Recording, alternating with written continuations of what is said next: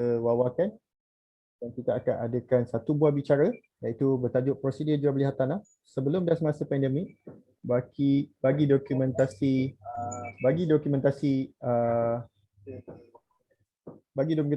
pinjaman perumahan. Alright. Okay.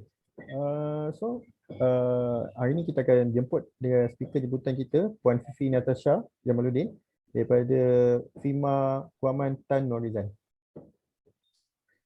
Okay, sebelum tu saya buat kenalan dulu.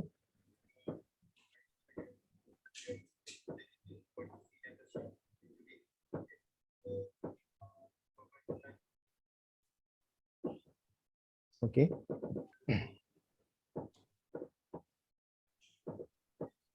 Puan Fifi Natasha adalah merupakan seorang peguam yang mempunyai pengalaman selama 16 tahun dalam bidang guaman dan pengkhususan dalam bidang conveyancing selama 14 tahun.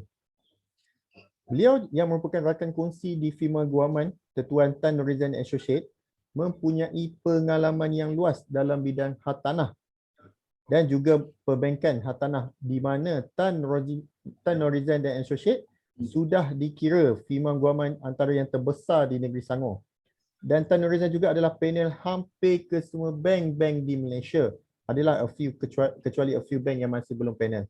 Okey, dan sudut peribadi juga, saya juga, Puan Fifi adalah merupakan peguam pertama untuk semua yang belum tahu lagi. Puan Fifi adalah peguam pertama yang saya kenal dan yang saya bekerja sama semenjak saya masuk di dalam bidang hartanah pada 2017 dulu. Dan sehingga sekarang, beliau sentiasa memberi saya tunjuk ajar, berkongsi segala-gala jawab segala soalan pertanyaan saya berkenaan hartanah sehingga hari inilah. Okey, dan terima kasih kepada beliau sebab hari ini sudi dia nak luangkan masa dengan kita untuk majlis ilmu hari ini. Malam raya, dia sudi meluangkan masa dia, okey, untuk berkongsi dengan banyak keadaan berubah sebab pandemik ni, sebelum dulu lain, sekarang dah lain. And then alhamdulillah dia sanggup spend masa dia. Okey, so saya serahkan kepada Puan Fifi untuk teruskan majlis malam ni lah. Okey. Silakan Fifi. Alright. Okey, terima kasih Zarul atas jemputan yang diberikan. So alhamdulillah hari ini our first day selepas PKPD dimansuhkan buat sementara. So kita dah firma guaman dah kembali daripada 20% dan beroperasi pada 60%. Okey, so saya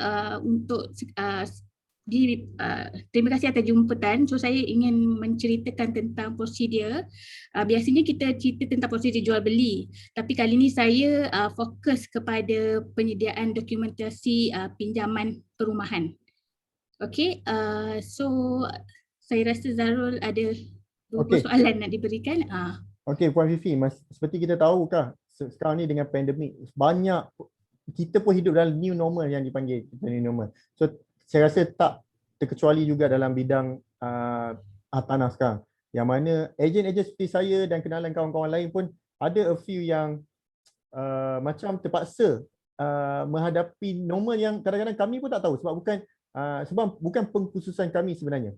So bolehlah malam ni Puan Fifi berkongsi beberapa orang kata macam beberapa benda baru yang kami perlu tahu. Alright. So Puan Fifi, selalunya kan untuk peguam, selalunya kita refer kepada peguam SPA yang rasanya ramai itu dah agak klise lah. Mana-mana sharing mostly banyak kepada peguam SPA. Tapi hari ni kita ubah sikit topik iaitu pinjaman bahagian bank pula. Alright. So selalunya, normalnya apakah dokumen yang biasa peguam bank perlukan untuk menyediakan dokumen pinjaman? Okey. Okey, terima kasih Puan Fifi.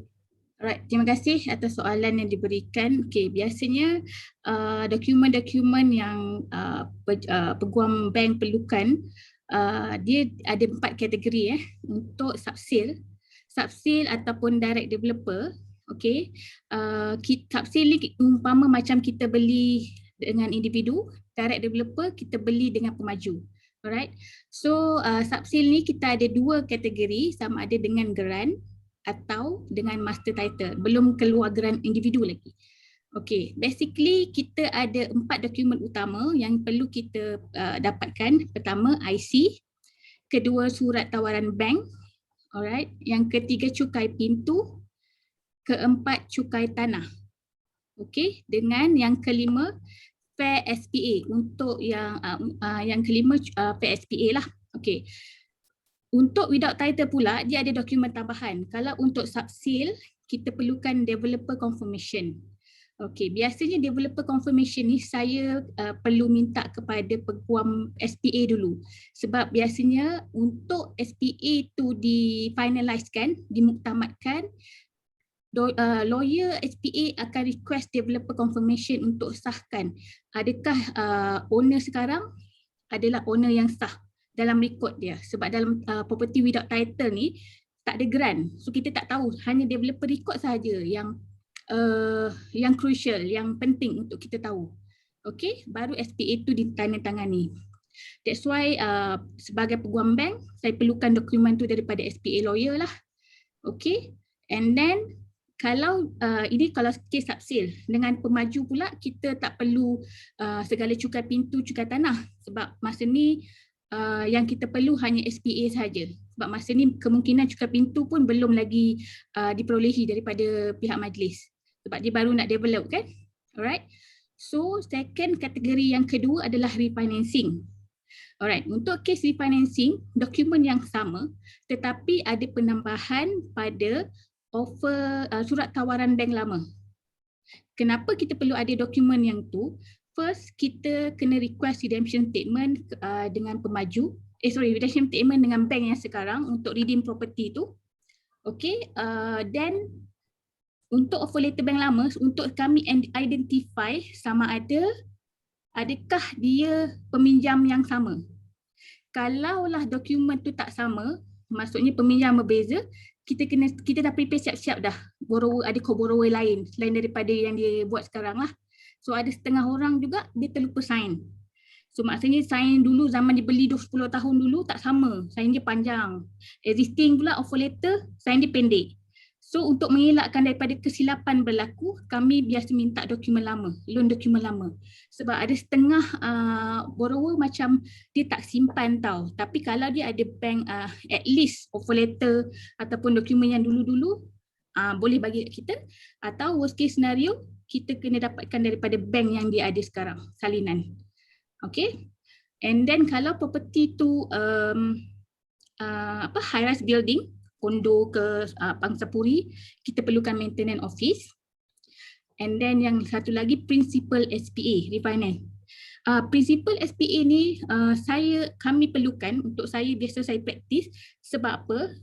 Untuk tentukan jenis property yang betul.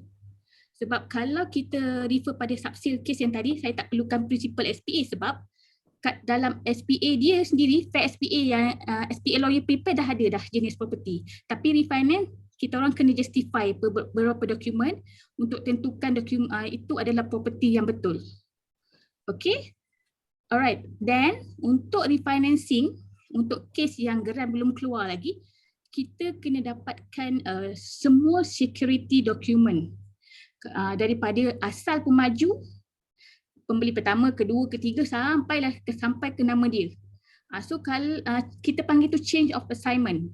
Kalau property tu contohnya belum ada hutang lagi dengan bank, dia dah habis bayar, kena make sure borrower kena ada original title. Original security document. Sebab kalau tak ada salah satu, banyak benda nak kena buat police report, kena buat surat akuan bersumpah. Sebab kita tak ada grant. So itulah grant dia. Tapi kalau dia tak ada dokumen tapi masih ada pinjaman dengan bank, kira dia boleh minta lah salinan semua tu daripada pihak bank. Okay, itu additional document yang kita perlukan untuk property without title. Alright, saya bagi reason kenapa saya minta semua dokumen ni awal-awal. Sebab apa? Sebab kita kena verify property tu adalah property yang betul atau tak. Awal-awal, saya kalau boleh tak nak ada kesalahan. Sebab kalau ada setiap kesalahan yang dibuat akan melambatkan lagi proses jual beli ataupun refinance ni. Alright. So untuk IC, okay, IC pejabat tanah Selangor yang terkini dia memerlukan IC yang baru. So IC yang kecil, yang ada gambar kecil tu diorang nak.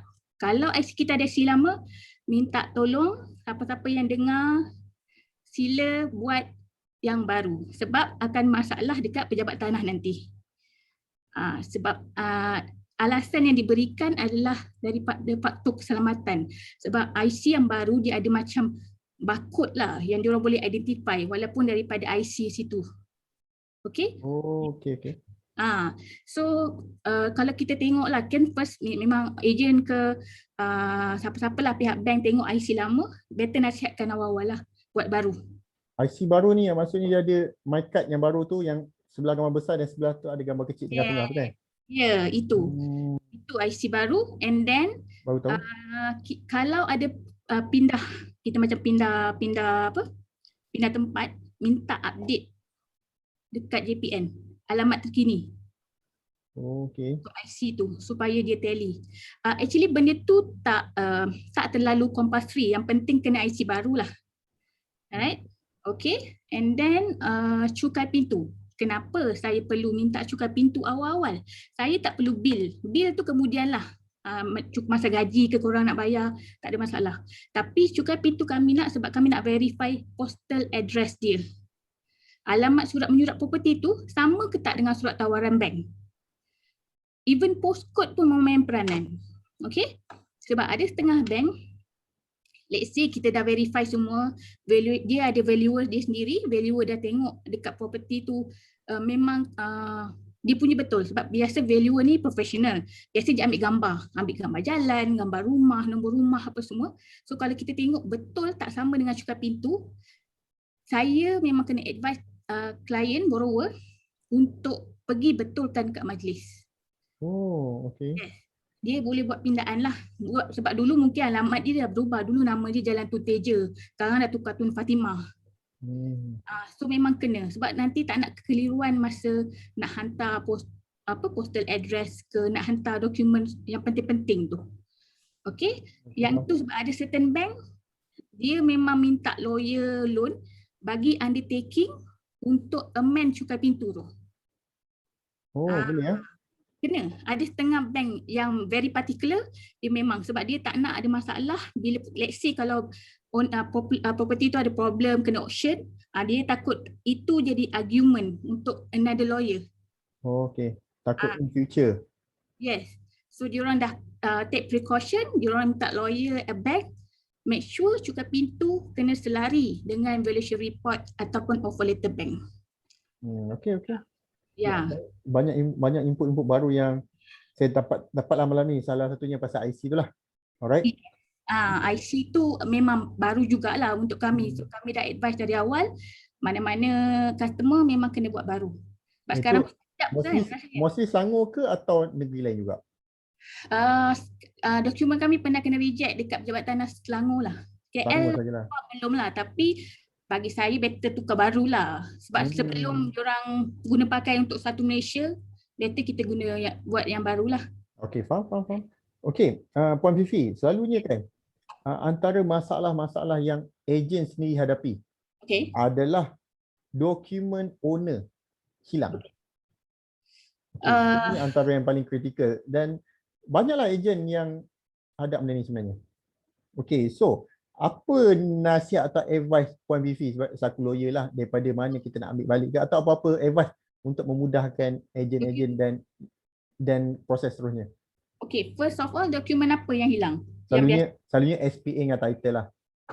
Okay, SPA dengan title biasanya kita boleh, kalau property tu ada geran, kita boleh trace back title dia dengan cara kita boleh check dekat website Pejabat Tanah, ada bahagian cukai tanah. Kita key in based on SMT dia yang lama tu, kita key in, dia akan keluar cukai, dia akan keluar latest title number. Oh, tak perlu land search?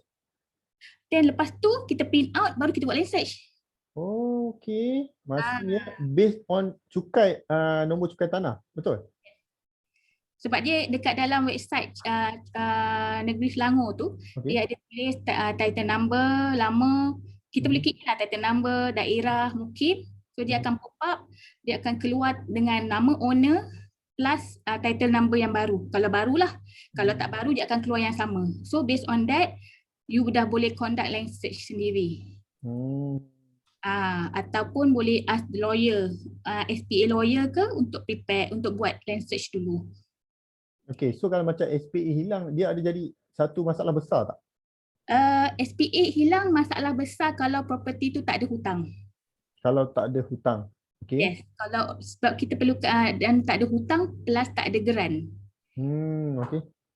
Sebab kita, untuk property owner yang tak ada hutang dan tak ada yang master title, original SPA dia itulah title. Original SPA adalah title. Yes. Oh, okay, faham. Let's say worst case scenario, tak ada juga, memang tak boleh lah cari original ni kan. Kena buat police report, kena buat surat akuan berkanun. And then yang paling penting, developer kena confirmkan dia tu adalah beneficial owner of that property. Okay, itu kalau property yang tak ada hutang yang okay, kalau ada hutang memang senanglah boleh request dengan bank kan? Yes, betul. Okay. So bila kalau tak ada hutang banyak proses dia. Okay, kita ada satu soalan. Ini soalan dia daripada Hanan. Cik Hanan, Cik Hanan ejen dekat Melaka. Alright. Okay, nak tanya, Sabah Bumi Putra boleh beli unit Bumi Putra? Okay. At least kalau boleh, proses dia macam mana? Unit Bumi Putra dengan dia ada beza Bumi Putra dengan Malay Reserve. Kalau Bumi Putra ni hanya entitled untuk developer project. Okay. So kalau dimaksudkan untuk developer project tu, normally developer memang ada kota bumi dekat bumi. So dia boleh pilih lah. Tapi bagi saya, Sabah Bumi untuk beli unit bumi boleh. Tak ada masalah. Tak ada masalah sebab kalau tak salah saya, ASB pun boleh buka untuk Sabah Bumi. Oh, okay. Okay, so macam saya rasa maksud Cik Ana ni untuk unit subsale leasehold bumi, tak silap saya. Yang apa yang saya faham, adakah dia boleh beli? Rasanya tak ada masalah ke? Tak ada kan? Boleh beli. Even di non bumi pun boleh convert from bumi to non bumi selagi mana strata title belum keluar lagi. Boleh ya? Boleh. Tapi dia ada dia ada kena buat iklan, dia ada syarat-syarat dia lah. Syarat-syarat dia lah. Okey, faham. Okey. Banyak juga untuk dokumen saja Yes. Okey. So, macam kita tahu sebagai orang kata function lah, peranan. Kalau lawyer SPA ni kita tahu peranan dia adalah pindah milik. Okey, pindah milik daripada penama lama ke penama baru. Okey, so apa pula peranan secara ringkas lah? Apa peranan peguam bank dalam melancarkan proses pindah milik dan pinjaman ni? Right. Okay, first kali untuk peranan peguam bank macam biasa, dia protect bank interest. Okay, setiap bank dekat Malaysia ni dia ada certain bank policy dia. Setiap bank ada bank policy, tapi whatever policy yang bank ada adalah di bawah guideline bank negara. So diorang boleh bukan not simply charge interest kat you all. Yang saya yang mana diorang terangkan yang hari tu ada viral pasal interest atas interest yang moratorium tu. Okay. Dia kalau dia everything diorang not simply charge moratorium. Dia mesti ada certain guideline daripada bank negara untuk diorang membolehkan untuk diorang charge. Diorang tak boleh simply charge yang sebarang yang macam alung yang biasa-biasa diorang buat tu. Tak, bukan. Alright. Okay, so sebagai kenapa peguam bank punya function kat sini, dia kena pastikan segala syarat-syarat yang bank tetapkan dipatuhi. Sebab kalau tak patuh memang bank dokumen tak boleh release lah, for sure. Alright. Cuma saya macam saya punya biasanya saya nak tekankanlah kebiasaannya tolong jangan jadikan peguam bank ni sebagai checkers untuk SPA lawyer. Sebab biasanya memang kami checkers at the same time, but in order for us untuk protect bank interest, saya kena check semua dokumen yang datang daripada pemaju, daripada SPA lawyer, even SMP pun sometimes saya kena baca Tapi masing-masing ambil peranan masing-masing. So kalau boleh SPA lawyer ke siapa yang prepare dokumen tu kena very detail. Sebab kadang-kadang tu macam kami, dokumen saya check, saya akan check overall A sampai Z. Kalau ada 5 kesalahan, saya akan highlight, saya akan reject. Return balik pada lawyer SPA atau developer untuk betulkan. Tapi kadang-kadang kita hantar 5, dia betulkannya 2 aja. Itu yang menyebabkan proses jual beli ataupun refinance tu jadi masalah. Okey, kat sini saya ada pengalaman lah betul macam Puan Fifi kongsikan. Saya ada pengalaman yang mana kes kita, kes yang saya pernah berurusan dengan Puan Fifi dulu, yang mana lawyer SPA site vendor tak ikut apa yang diminta, and at the end pejabat tanah reject. Yes. Dan yang tak bestnya klien bising. Okey, Yeah. so saya memang dah ada experience betul apa yang Puan Fifi kongsikan kat situ. Memang Puan Fifi akan return balik apa kesalahan sebab takut di reject oleh pejabat tanah, dan akan menyebabkan transaksi itu akan jadi panjang. Dan yes, saya sendiri dah pernah hadapi benda ni. Sebabnya adalah nama, jarak dekat dan jauh je tak silap saya. Saya ingat kes tu. So macam tu. Okey, terima kasih Puan Fifi. So dia remind balik lah first case kita dulu. Okey. Itu je. So Puan Fifi, okey, sementara tu kita boleh tunggu apa, ada soalan daripada semua yang sedang bersama kita? Ada apa-apa soalan yang boleh utarakan? Kod-kod ada kes-kes yang anda tengah uruskan ke, jalankan ke, boleh teruskan komen saja, dan insyaAllah Puan Fifi boleh jawab. Okey. InsyaAllah. Proses. Okey, proses. Proses daripada A sampai habis lah, ikutkan. Daripada awal hingga akhir. Apakah proses, ringkas lah, saya ringkas lah, kalau nak cerita panjang saya tahu. Kadang-kadang saya pun tak faham term lawyer ni. Okay. So secara ringkas ya, apa proses untuk orang kata apa, nak execute sampai complete dia punya dealing ni, sampai title dan salinan loan agreement tu sampai dekat pembeli. Maksudnya benda tu dah selesai lah. Sebab saya pun dah experience benda tu. Bila dah sampai kat pembeli, maknanya proses tu dah selesai. Boleh kongsikan secara ringkas? Okey. Untuk proses jual beli ataupun proses loan dokumen lah Okay. First kita kena dapatkan surat lantikan daripada pihak bank. So bila kita dah terima dengan offer letter, biasa bank akan attach sekali dengan offer letter, surat tawaran. Okay, dalam surat tawaran tu kami akan kaji first validity of the offer letter. So ada certain bank 6 bulan, ada certain bank setahun. So biasanya most of the bank is 6 bulan. So 6 bulan kita kena cepat-cepat release. Sebab kalau tak, memang dia akan extend dan akan menyukarkanlah untuk peminjam. Okay, so kat sini biasanya kami akan mengejar, kalau dia subsale, kami akan mengejar SPA lawyer supaya untuk mempercepatkan urusan SPA. Sebab kalau delay, saya takut nanti bila offer letter dah expired, bank tak apply extension, lagi masalah. Alright, okay. Yang kedua adalah particular of property, yang macam saya cakap tadi tu, dengan purchase price kalau subsale.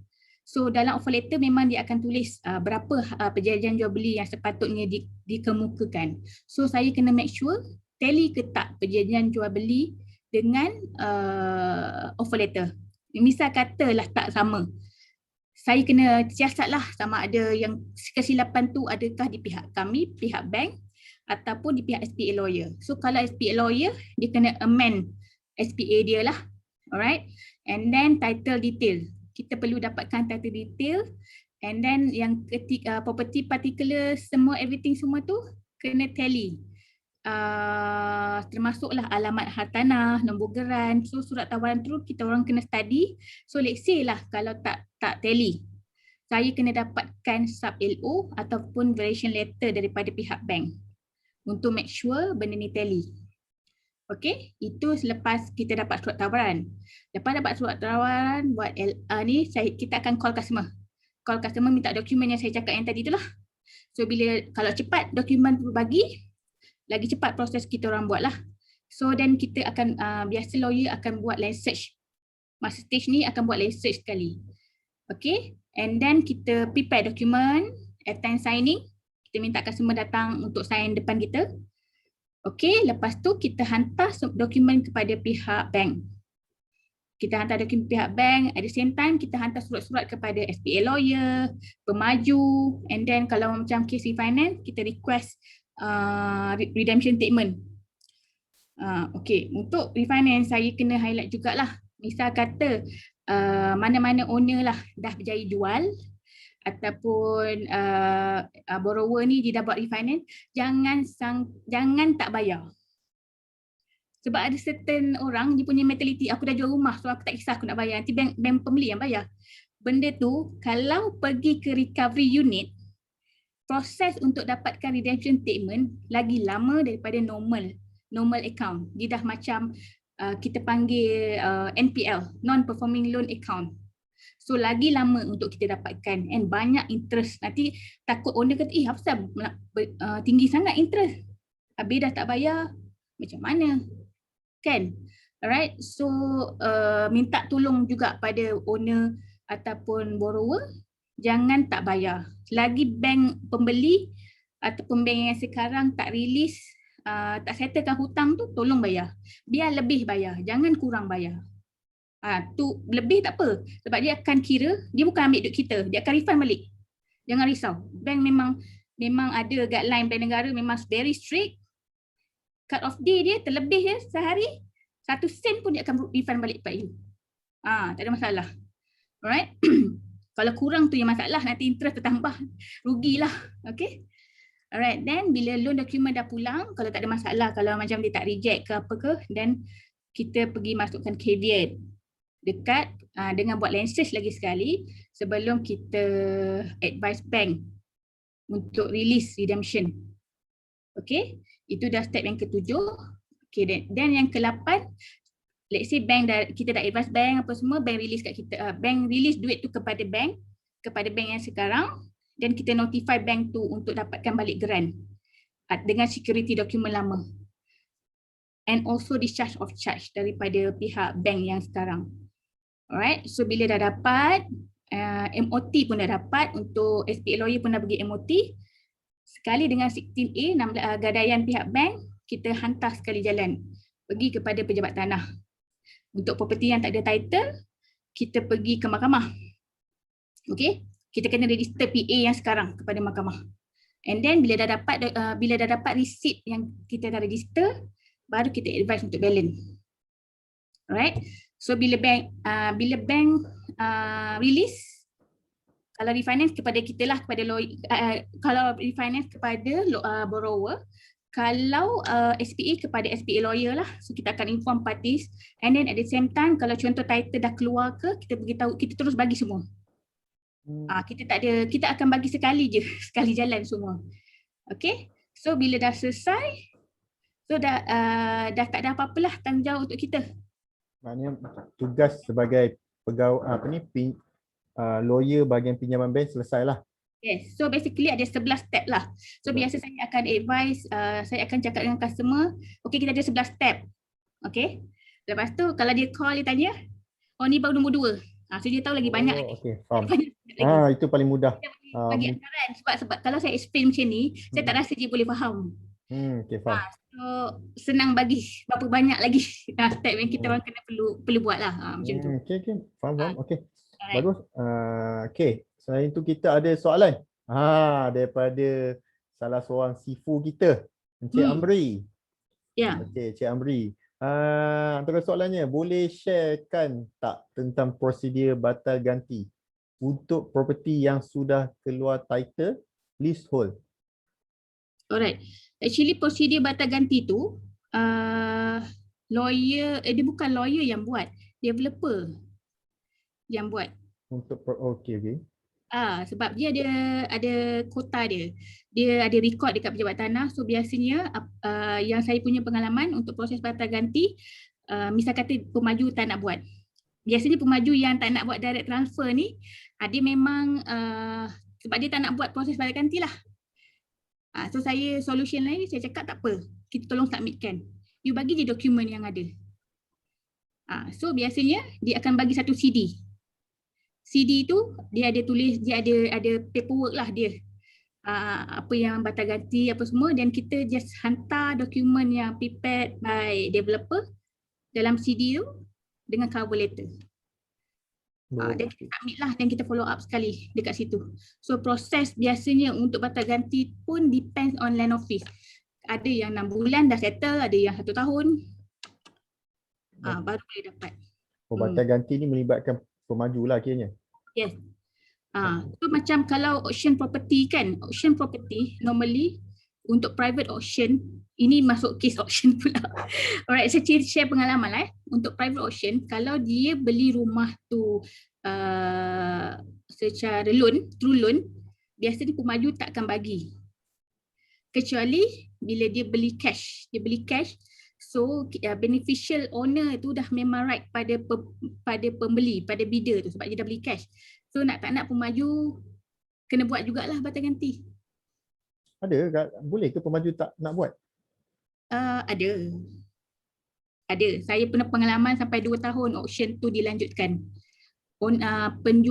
Pembeli kesian, bayar je lah interest. Okay. Bank still kenakan interest sebab kan pemaju yang ni. Sebab pemaju punya salah, bukan bank salah. Itulah dia. Okey, harap menjawablah soalan Cik Amri ni, sebab saya pun sebenarnya tak arif lah, sebab soalan ni saya tak pernah ada pengalaman. Saya harap menjawablah. Okey, kita ada soalan lagi daripada Cik Muzami. Muzami ni daripada Kedah ni. Okey, Assalamualaikum.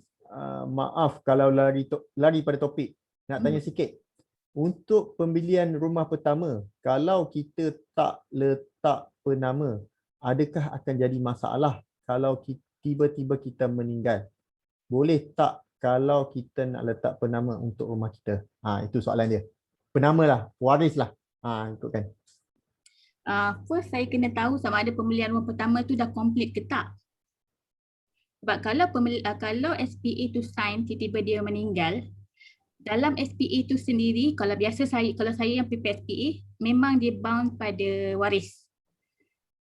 So consider macam tapi kalau SPA tu sign masa dia hidup, kita tak panggil dia sebagai pusaka.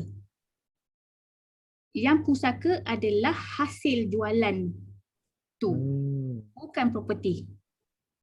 Okay, so apa yang kita buat, kalau dia dah sign masa MOT, masa dia hidup, kita kena letak MOT date tu masa dia hidup. Okay, macam soalan dia ni dah complete dah semua. Maksudnya mungkin dah dapat kunci lah kot. Sekarang tengah duduk. Okay, kalau dah tengah duduk, kalau dia dah meninggal, dah tengah duduk. Okay, first kali kita kena dapatkan LA untuk turun milik. LA so boleh buat lah. For apa? Surat mentadbir, surat kuasa mentadbir. Surat kuasa mentadbir. Ya. So ini dah jatuh kepada pusaka faraid dan sebagainya macam tu? Yes, tapi dia memang entitled lah. Memang boleh buat walaupun property tu ada hutang lagi dekat bank. Bank benarkan sebab dia cuma bank hanya buat pejabat tanah hanya benarkan setakat perintah pentadbir saja. Oh, bukan pemindah milik. Turun milik lepas title tu dah fully release. Maksudnya loan dah tak ada. Okey. Dia akan ulang bicara balik. Dia akan turun milik kepada waris. Ini dia akan selesaikan hutang dulu, ikut insurans apa semua, betul? Yes. Biasanya kalau kes macam tu, kalau still owner tu ada still waris tu nak juga secure rumah tu dia punya, biasa kita advise untuk buat refinancing. So kita redeem property tu balik. So dia dah habis hutang dan kita buat ulang bicara. Lepas tu baru kita masukkan nama dia lah sebagai owner yang sah.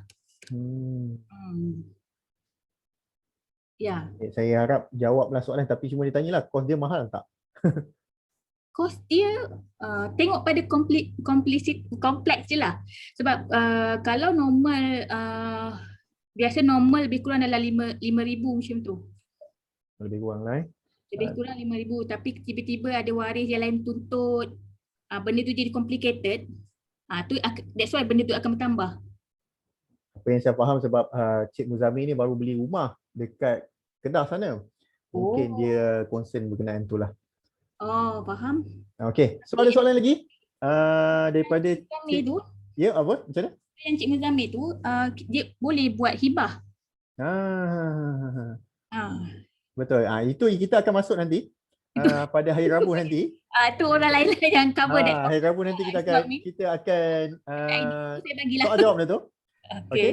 So Alright. benda apa lagi kita akan ke depan insya-Allah akan ada manfaat daripada soalan-soalan yang anda jawab tanya. Yeah. Okey. Kita ada soalan lagi daripada Encik Niza Harun, seorang ejen tanah juga. Okay. Duduk di Sepang. Okey, nak tanya, vendor nak jual rumah yang dia buat sendiri atas tanah status pertanian. Boleh ke dia tukar status tanah ke bangunan dulu, lepas tu dapatkan buyer yang beli guna normal housing loan? Okey, itu soalan dia. Boleh, jawapan dia. Boleh, tak ada masalah. Cuma dia kena bayar lebih premium lah. Dia bayar premium lah. Dia memang kena bayar premium untuk convertkan daripada pertanian kepada ni lah. Tapi premium tu setiap pejabat tanah berbeza-beza. So kena tengok kat mana property tu. Oh, tak sama kalau macam contoh pejabat tanah Petaling dengan pejabat tanah Sepang, memang tak sama lah. Tak sama. Sebab diorang ada justifikasi diorang. Oh, saya ingatkan ikut negeri. Tak ada. Ikut lokasi lah. Lokasi dia kalau macam Petaling memang hot ni lah. So dia punya value bangunan dia kalau convert ke bangunan lebih tinggi berbanding dengan tanah yang dekat Sepang. Macam itulah. Faham. Okey. Oh, bagus. Saya pun baru tahu. Saya ingat ke ikut negeri kan, sebab tak silap saya land orang kata atau portfolio negeri tanah ni negeri, betul tak? Oh, sebenarnya ikut pejabat daerah. Okey, faham. Benda yang baru. Premium based on pejabat daerah. Okey. Yes. Dapat. Okey. Kita ada soalan lagi? Okey. Apakah yang bezakan proses pinjaman yang tadi tu? Okey, macam tadi kan Puan Fifi explain proses-proses kan. Dan sekarang pun topik kita adalah semasa dan sebelum pandemik, yang mana kami sebagai ejen pun kejap macam ni, kejap macam tu, kami pun jadi pening. Sebab bila dikejar oleh pembeli, penjual, yelah semua kan nak cepat waktu sekarang kan. Okey, boleh tak Puan Fifi kongsikan kepada kami secara ringkas lah, saya sikit-sikit kan. Apa yang bezakan dulu dan sekarang? Okey. Secara ringkas Okey. Sekarang ni saya fokus pada PKP. Apa tujuan PKP diadakan?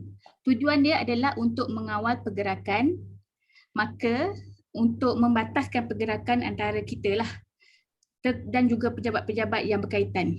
So proses pinjaman perumahan ni akan lebih panjang. Disebabkan contoh antara faktor-faktor dia, first keupayaan firma guaman tu sendiri. Macam hari Jumaat hari tu saya ada bagi talk 20% sebab dia under PKPD. Lepas tu hari Sabtu government announce PKP. And then bila PKP kita guna follow SOP PKP, firma guaman dah boleh beroperasi 60%. Tetapi government body still 20% sahaja. So bila benda tu dia reflect pada pejabat tanah. Memang reflect. Macam saya cakap tadi, kita kena buat land search, present, caveat, dokumen-dokumen, prosedur-prosedur yang kita buat tu melibatkan pejabat tanah. So bila pejabat tanah pula, dia kebanyakan overall yang ada sekarang adalah berdasarkan temu janji. Temu janji yang ditetapkan oleh mereka. Okey, saya nak share sedikit temu janji yang terkini lah. Ini kira macam yang terbaru, hari ni punya baru start. Sekejap saya tengok sekejap. Okey. Untuk SUK, Pejabat Tanah yang dekat section kat Shah Alam tu lah. Alright. SUK under HSD apa semua. So hari ni kami pergi buat pantauan, masih tutup. Smart box masih tutup lagi. Dia belum buka lagi. So smart box tutup, drop box dia tutup, landed dengan strata masih tutup. Pejabat Tanah Kelang dia dah open, tapi untuk peguam hanya Isnin, Selasa, Rabu. Alright. So daripada 8.30 hingga 10.30 pagi sahaja. Tapi Pejabat Tanah Kelang tak ada temu janji, cuma dia hanya limitkan 10 nombor sahaja. Satu firma satu nombor lah. So kami kena kejar lah untuk dapatkan nombor tu. So mana firma guaman memang Untuk pejabat tanah Kelang, kena cepat-cepat datang awal pagi untuk dapatkan nombor. Lebih 10, habis. Tapi untuk pejabat tanah yang lain, mereka melalui temu janji. Macam pejabat tanah Kuala Langat, dia dibuka pada 21 hari bulan 7. Untuk hari ni dengan besok belum, so 21 baru diorang buka. 8.30 sampai 10.30. Untuk pejabat tanah Kuala Selangor, temu janji diorang belum lagi dibuka untuk yang baru. Tapi dia fokus pada temu janji yang tertangguh masa PKPD hari tu. 2 hari bulan 6 sampai 30 hari bulan 6. So diorang fokus untuk selesaikan temu janji tertangguh tu dulu, baru diorang boleh buat untuk temu janji yang barulah. Okey. Dia start 31 bulan 7. Untuk pejabat tanah Hulu Langat, setiap hari, pejabat tanah Gombak, Sepang, Petaling, KL, Putrajaya, semua through temu janji juga. Sama juga, kita kena hantar email. So sampai dia bagi kita tarikh lah. So biasanya paling awal pun 2 minggu ke atas tarikh dia. Dia tak boleh, dia jarang lah ada yang macam dapat 3 hari, tak. Biasa kebanyakan yang kami dapat lepas hari ni email, another 2 week baru tarikh yang kita punya temu janji. So boleh bayangkan macam mana delay proses tu dijalankan lah. Cuma untuk SUK Selangor, dia ada advance sikit, dia boleh pakai Dropbox. Maksudnya kita submit, kita bayar pakai online transfer, so runner akan datang terus drop je dokumen tu. And then dia akan email balik kepada kita land search, presentation semua. So itu advance sikit compared to others. Ada ni lah land office. Untuk wilayah, memang wilayah KL tak ada masalah. Sebab dia ada e-tanah. Dia lagi advance. Di land search pun pakai online je, tak ada masalah. Alright, so untuk urusan LHDN pula, sepanjang PKP berlangsung, saya tak ada masalah dengan mereka sebab diorang semua dah 100% online. So kita boleh submit online, dia keluarkan notis online, kita bayar online, kita boleh print certificate tu online. So tak perlu datang pun tak apa. Memang sekarang diorang tak accept. Diorang hanya accept customer ataupun siapa-siapa yang tak ada register stamp tu. Dia ada macam online system lah. Kalau yang register dia memang tak layan, dia suruh balik buat online. Okay. Untuk pemaju, setakat yang saya tahu masih tak boleh beroperasi. Kecuali pada pemaju yang reply kita through email. Diorang bagi developer confirmation through email, yang tu boleh. Tapi untuk kita submit notice assignment, untuk property without title lah, dokumen-dokumen yang berurusan dengan pemaju, kita orang tak boleh nak berkomunikasi lagi so far, buat masa sekarang. Alright, so untuk mahkamah pun belum lagi, Pesuruhjaya Sumpah pun belum lagi. So ini antara badan-badan yang menyebabkan, badan-badan yang kami deal, yang menyebabkan proses pinjaman perumahan tu tak boleh disempurnakan on time lah. Sebab kalau dulu orang boleh tanya soalan yang biasa lepas sign, agak-agak bila selesai soalan yang biasa. Dulu boleh agak. Tapi sekarang saya tak boleh nak agak. Sebab dia bergantung, sebab dia macam roller coaster tau. Macam hari ni kita happy, okay, PKP 60%. Besok bila tiba-tiba besok keluar balik yang baru, PKPD pula 20%. So kami dah berapa kali tukar jadual sebab kami ada rotate kan, rotation, group A, group B semua. So berapa kali, kejap 2 kumpulan, kejap 4 kumpulan. So macam itulah urusannya.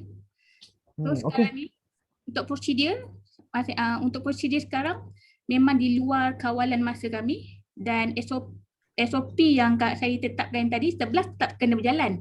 Cuma kita bergantung pada SOP yang kerajaan tetapkan dari masa ke semasa lah. Alright, so tu je yang saya boleh explain apa yang beza dulu sekarang. Okay, terima kasih Puan Fifi. Okay, kita agak yang tadi tu info tu sampailah sebab kita berurusan dengan a few agensi kerajaan yang mana semua orang tahulah macam mana agensi ni bekerja. Wak Ima walaupun tengah tak PKP pun macam mana dia punya speed kita pun dah boleh tahu. Tambah dengan PKP lagi speed dia Cuma okey, kita ada few soalan daripada ejen-ejen terkenal kita. Okey, daripada ejen terkenal kita ni Syed Huzaifah. Okey, Assalamualaikum. Kalau leasehold rumah di Selangor Bumi nak jual pada non bumi, boleh ke? Okey, silakan Puan Fifi. Alright. Untuk leasehold nak convert kepada bumi kepada non bumi. Alright. First kali leasehold. Okay. Sebenarnya konsep bumi kepada non bumi itu macam mana saya nak cakap, dia dua konsep berbeza. Alright. Contohnya bila masa mula-mula awak beli Chinese beli ataupun non bumi beli dan jual kepada Malay. Bila jual pada Malay, title keluar. Title keluar, leasehold. Diregister atas nama Malay tu.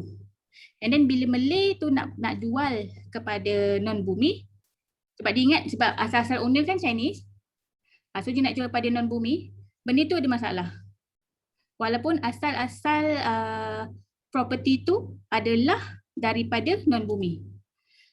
So sebab leasehold ni budi bicara pada pejabat tanah. Dia bukan kota. Once registered sebagai owner, Malay owner, register je. Tak kisahlah before this bumi ke, non bumi ke, apa ke.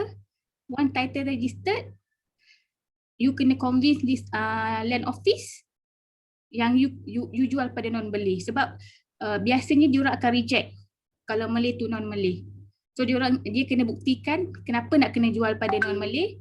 Dia kena buktikan yang ada masalah apa-apalah, masalah kewangan, masalah kesihatan untuk diorang ni. Sebab budi bicara untuk approve consent tu adalah di bawah pejabat tanah. Dia bukan isu kota, dia budi bicara sebenarnya. Budi bicara ya. Okey. Yes. Okey, budi bicara. So selalu kalau budi bicara ni dia dikuatkan dengan beberapa faktor lah kan. Salah satunya kesihatan, keuangan, betul? Betul. Bukan kalau saja nak jual susah lah. Yes. Kalau property tu belum lagi didaftarkan atas nama Malay, kan, land office akan tengok dokumen lama. Dokumen yang dia beli dengan pemaju dulu.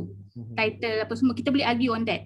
Tapi bila dia dah once dah register, you kena face satu lagi authority, pejabat tanah, menteri besar lah, menteri AB. Dia bawa MB lah, MB yang ada kuasa untuk luluskan. So dia berbeza. Sebab kadang-kadang orang confuse bumi, non bumi, leasehold. So dia kapasiti dia berbeza. Untuk yang non bumi ke non bumi, bumi ke non bumi ni, developer yang ada masa develop tu yang diorang akan allocate bumi unit dengan non bumi unit.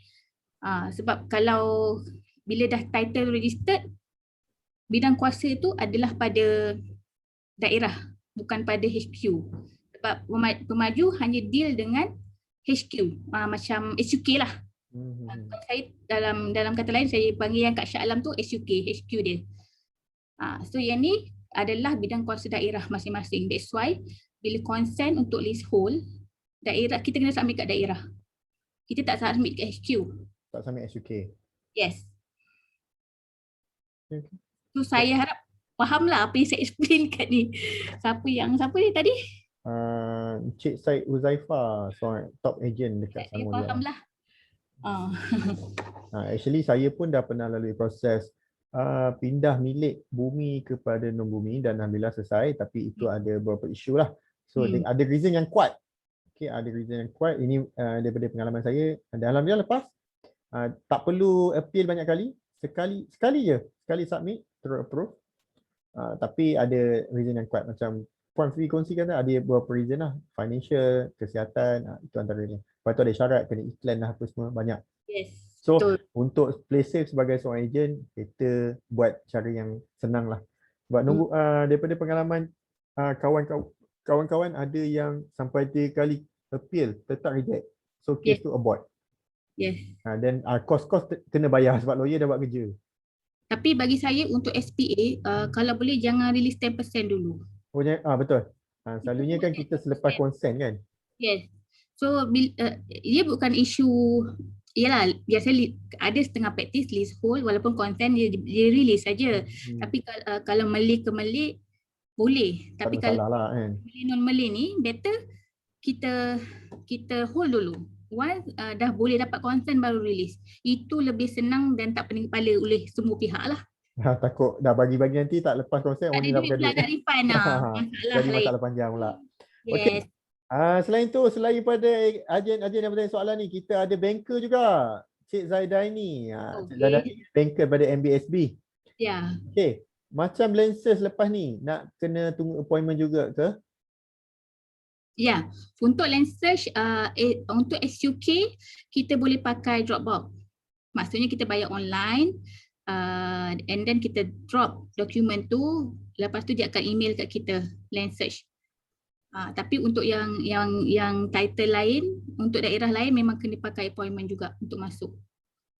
Okey, harap itu dapat menjawab persoalan lah sebab itu agak straightforward sikit. Okey, pada Encik Zaidani. Encik Zaidani pun banker yang baik sebenarnya. Alright, soalan berzamir, soalan tambahan. Boleh tak kalau untuk pembelian rumah seterusnya, andai kata saya nak join loan dengan wife saya, kalau saya guna LPPSA, dia orang kerajaan dah ni, Okay. dan wife saya guna loan bank, atau lebih baik guna loan bank untuk kedua pihak, banyak keburukan tak kalau kita join loan untuk beli rumah ni? Okey, ini macam mana Fifi? Puan Fifi. Dapat Puan Fifi. Ni saya cerita, saya sebenarnya bukan banker. So Betul. Ini sebenarnya apa. lebih kepada banker. Yes, sebab tapi ada je yang boleh combine loan. Maksudnya PPSA dengan ni, cuma rate ke apa semua tu kena tanya bank. Betul. Ya, sebab saya tak berapa pasti cara dia orang mengira. Okey, Cik Muzamil jangan lupa esok kita ada cerita pasal pinjaman perumahan. Mungkin Cik Muzamil boleh utarakan soalan dekat sana. Soalan ni kita akan simpan kepada kita punya speaker esok. InsyaAllah boleh terjawab sebab bahagian pinjaman yang ni memang bidang lain sikit. Sebab ni dah banker punya isu dah. Okey, Cik Muzamil? Okey, ada soalan lagi pada Cik Nizarun. Dalam tempoh PKP ni, boleh ke lawyer buat VP dulu lepas final disbursement, then baru buat title transfer untuk freehold? Okey, itu soalan dia. Dalam tempoh PKP ni, boleh ke lawyer buat VP dulu lepas final disbursement dan baru buat title transfer untuk freehold? Title transfer untuk freehold. Kalau cash buyer, willing buyer, willing seller, cash, tak ada issue. Kalau ada relate dengan property, dengan bank, memang you kena settlekan dulu title ni. Bank takkan release selagi title tak masuk kat pejabat tanah. Sebab security dia tak ada kan, macam mana dia nak release? So kalau macam maksud yang Cik Nizam ni, kalau dia cash buyer, willing seller, agree untuk bagi kunci, dia bagi duit, so kita boleh draft SPA tu with that kind of arrangement. Okay, faham. Tak ada issue. Faham. Kalau dia melibatkan bank nak tengok nama bertukar dulu baru dia boleh bagi duit, betul? Betul. Okey. Harap menjawab soalan Cik Nizam. Okey. Daripada Cik Zaidani lagi, Puan Fifi, tolong explain syarat low cost Puan Fifi. Okey, ini menarik sebab banyak kes kadang-kadang dah book tapi dah ada rumah. So adakah boleh appeal kalau contoh dia dah ada rumah? Okey, boleh cerita pengalaman sikit. Sebab low cost Selangor ni agak ketat lah. Yes, so untuk Selangor, untuk KL tak ada low cost. KL agak lenient. Dia tak ada, once you dah ada register, dia lebih kepada land office je. Dia tak ada isu low cost ke apa semua untuk KL. Tapi kalau Selangor, you kena hati-hati. Dia ada requirement dia. So macam yang Cik Zaidani tanya tu, kalau dia dah ada rumah, boleh appeal. Tak boleh. Memang tak boleh. Dia orang memang tak benarkan. Hanya rumah pertama yang tidak memiliki mana-mana rumah. Lepas tu syarat dia adalah ketat lah. Syarat dia untuk subsale, kalau tak salah saya, up to 5,000 untuk income seisi rumah. Dia ada tangga gaji dia lah. Ada tangga gaji dia. Dia ada tangga gaji dia. Yes, dia ada tangga gaji dia. So memang, and then biasanya untuk rent ni kalau boleh, kalau you ada lawyer, you tanya dulu dengan lawyer ataupun you tanya valuer. Biasanya valuer dia boleh tahu kawasan tu low cost ke tak sebab dia orang ada record. Mana you kenal valuer, you tanya dulu, ni low cost ke tak rumah ni? Daripada you sia-sia jual rumah tu tapi tak end up tak boleh nak close, susah juga. Walaupun freehold ada setengah orang dia abaikan low cost ni. Contohnya property tu freehold, tak perlu consent dan berbagai, so boleh lepas. Bagi je dokumen apa semua. Tapi macam saya punya praktis, bila saya tengok SPA dia dia punya keluasan dia kurang daripada 1,000 square feet. Lepas tu dia beli principal dia dalam 42,000 ataupun murah. Saya punya precaution saya akan write in pada LPHS untuk sahkan rumah ni adakah under low cost atau tak. So kalau low cost, kalau bukan low cost, so senang lah. Nanti masa presentation tak reject, land office tak reject. Saya belum ada lagi low cost yang reject ni sebab kita memang betul-betul filter dulu. Memang betul-betul filter, yes. Untuk low cost ni sebab pasal rumah yang masalahnya. Alright, harap menjawab soalan Cik Banker kita Alright. Soalan daripada kita punya public figure, Raja Lelong. Okey, Raja Lelong kita. Cik Hafiz. Nama samaran dia Rimau. Okey, dalam ini soalan lelongan yang Puan Fifi. Ya. Since PKPD ni bab lelongan, perkara di luar jangkaan, adakah lelongan mahkamah extension diberikan? Untuk lelong mahkamah, yes, boleh beli. Even bukan PKP pun boleh, kita boleh apply, kita boleh mohon untuk extension. Boleh mohon untuk extension.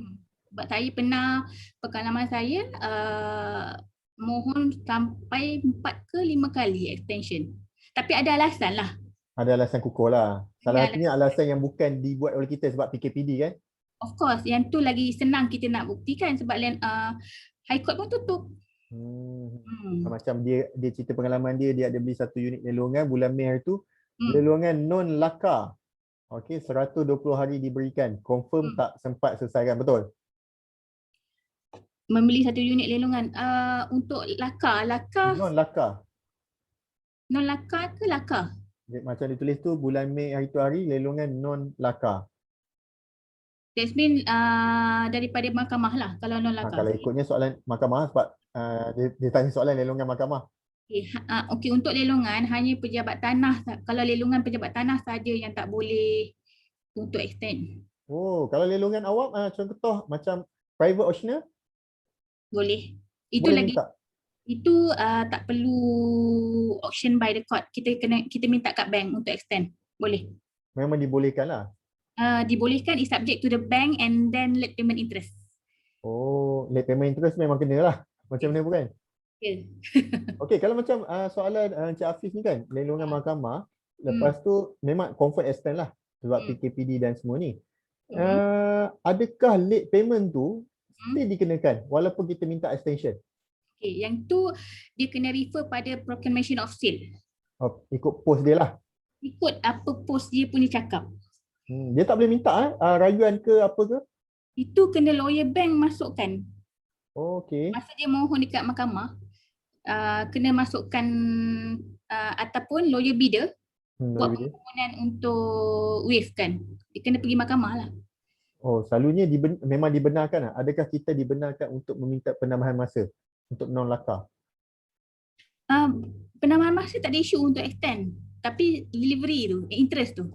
Nak bayar ke tak bayar? Sebab sekarang ni memang by right di luar kawalan kita, PKPD tu. So, tapi whatever it is, you kena apply dekat mahkamah untuk dapatkan lanjutan masa. Lanjutan masa dan late payment tu lah kan? Yes, untuk property yang lelong di mahkamah.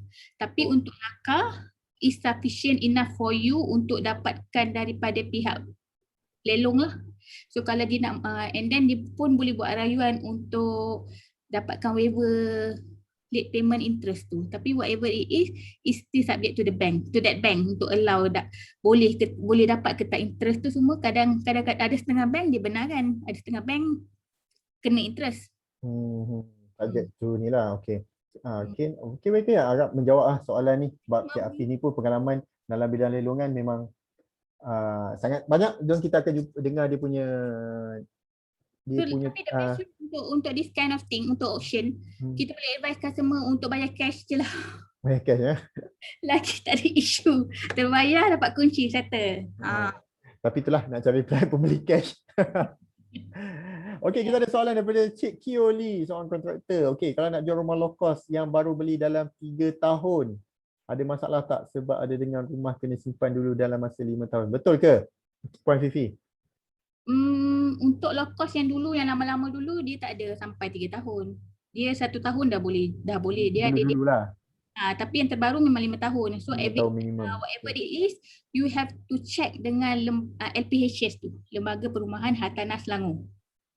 You boleh walk in kat sana ataupun you hantar email, you pergi website dia.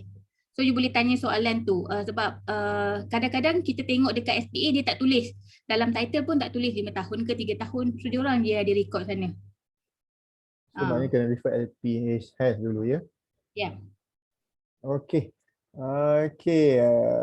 Sekarang ni saya pun dah terjawab semua soalan kita kepada Puan Fifi, dan saya harap soalan-soalan yang kawan-kawan kita ajukan pun insyaAllah moga-moga semua dapatlah ya apa yang ditanya tu. Okey, kalau katakan soalan tu macam soalan berkenaan loan, mungkin anda boleh simpan esok. Sebab esok kita punya topik dengan pinjaman bank. So banyak soalan bertanya berkenaan bank. Alright. Bank lah kan, application loan kan. Ya. Okey. So ada apa-apa soalan sebelum kita menamatkan sesi malam ni? Alhamdulillah, sesi yang julung-julung kalinya buat diri saya. Saya buat benda ni untuk berkongsi dengan kawan-kawan semua tentang sedikit ilmu input yang mungkin berguna untuk kebanyakan yang ejen hartanah, macam soalan dalam banker-banker. Kawan yang bukan ejen pun ada juga soalan mungkin bermanfaat. Terima kasih atas support semua. Dan kita sebenarnya ada lagi sesi untuk hari esok hingga hari Jumaat. So jangan lupa save your date. Okey, ada apa-apa soalan sebelum kita mengundurkan diri, menutup tirai majlis malam ni? Rasanya dah macam tak ada soalan Puan Fifi. Okey, Puan Fifi ada sepatah dua kata sebelum kita tutup tirai malam ni. Okey, saya harap penerangan saya ni lebih jelas lah, lebih memberi manfaat kepada semua. So kalau ada apa-apa yang nak tanya further, boleh contact boleh saya. tinggal nombor phone ke? Nombor phone boleh. Okey, nombor phone saya 012 saya type kejap 012 3030 3030 979. 979. Puan Fifi Natasha daripada partner daripada Tan Norizan. Yes. Okey. So kalau apa-apa yang tak faham lagi, yang nak ask further, boleh communicate dengan saya direct lah. So saya akan explain. Okey, terima kasih pada Zarul kerana berpeluang untuk bagi saya peluang untuk bagi penerangan tentang dokumentasi pihak bank. And then untuk kesempatan ni saya nak ucapkan selamat Hari Raya Aidiladha. Harap-harap tahun depan kita boleh beraya ke rumah ke sesama saudara kita lah. Okay, so since vaksin pun dah berleluasa, dah hampir separuh daripada rakyat Malaysia dapat vaksin. So saya harap kita boleh hidup macam biasa balik. Itu saja. So itu sajalah daripada saya. Terima kasih dan selamat malam. Okay, terima kasih. Assalamualaikum semua. Terima kasih sebab sudi join. InsyaAllah kita jumpa esok. Okay, Assalamualaikum.